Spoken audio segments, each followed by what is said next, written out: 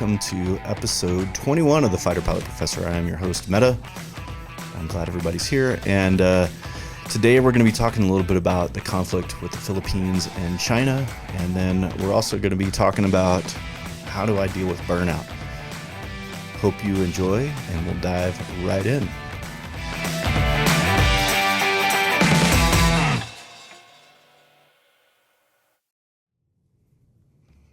So much like our last episode, this is a slight revisit on some of the things we've talked about before.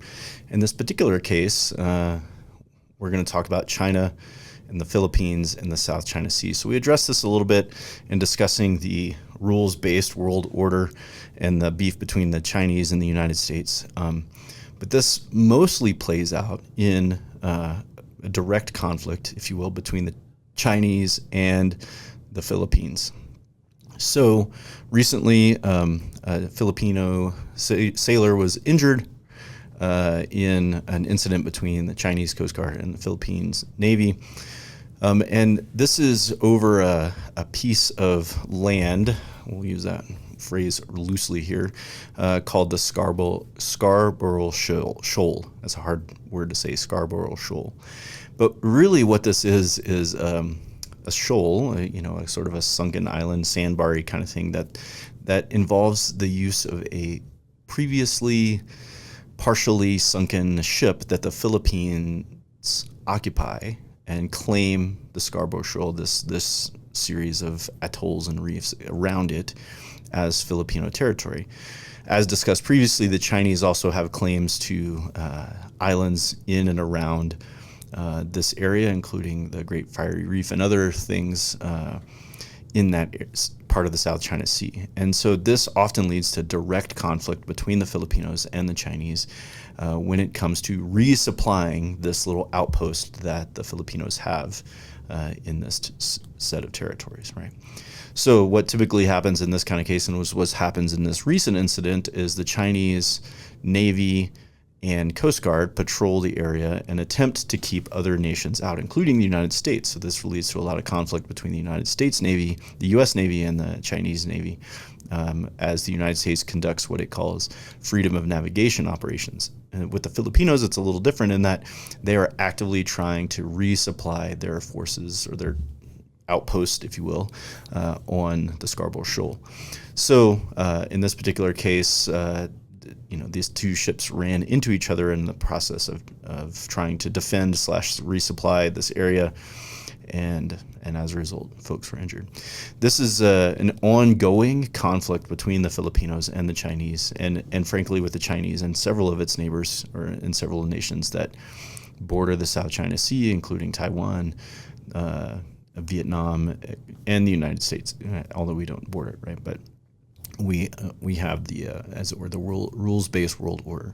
The big problem for everybody involved here is that technically, by the rules of the road, as the UN spells it out, is that none of these islands, atolls, sandbars, reefs, etc., are technically inhabitable, right? And so therefore, they can't really be claimed as territory. So it makes some of the claims that both the Chinese and the Filipinos have to be a little bit sketchy, and the UN repeatedly ruled against Chinese claims in the last decade or so around these things. So continuing development, my guess is this will continue to sort of simmer at this low level of threat, and you'll see the United States and other allied nations like Great Britain, etc., Australia, sort of flex their muscle in the region and sort of show the Chinese that the rules-based world order led by the United States and the UN still does exist. And this will be our show of support to the Filipinos. So there you go.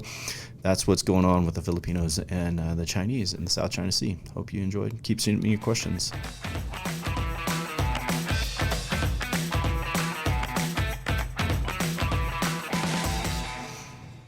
All right, so recent topic of discussion I had with one of my sons, Will, was around the idea of burnout, right? And he's up to a lot of things, running track, playing hoops, and doing school and that kind of stuff. And so, as you could imagine, after this point in the school year, he's pretty tired. And so we had a discussion about how do you deal with burnout. We've addressed it somewhat in earlier discussions, but burnout is a real thing, especially when you're trying to do hard stuff. And frankly, facing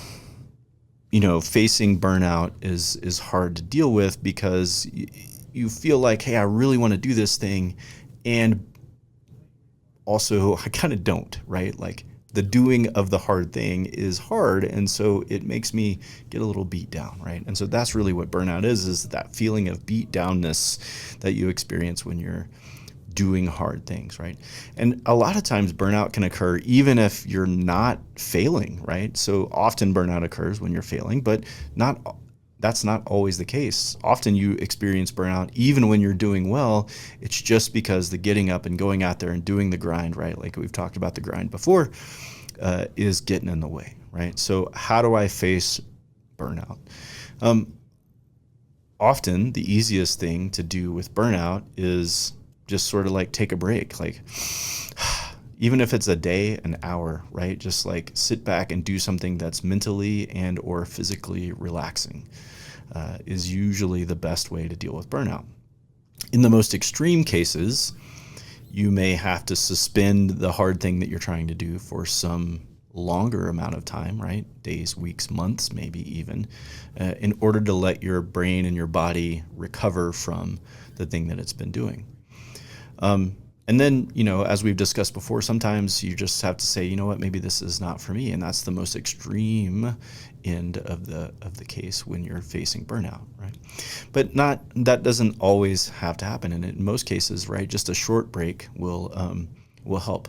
The other thing that will often help is just sort of reframing the way that you think about it. And we talked about this as we talked about the grind, but the idea is like, I need to reframe the way my brain thinks about this. And the primary thing is I know that I'm going through this hard thing, and I know that it's going to be hard, and that's part of the process.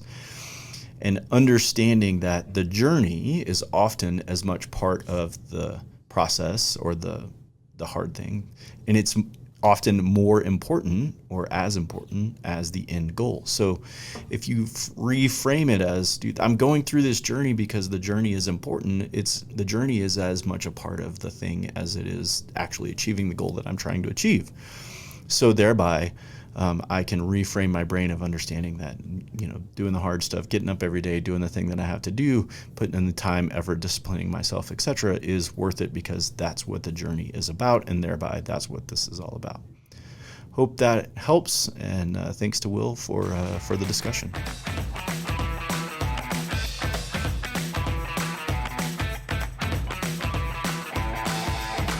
All right, so there we go, episode 21 in the books. As always, you can follow me on Instagram, Fighter Pilot Professor, and YouTube, The Fighter Pilot Professor. I hope that you enjoy. Keep shooting me your questions.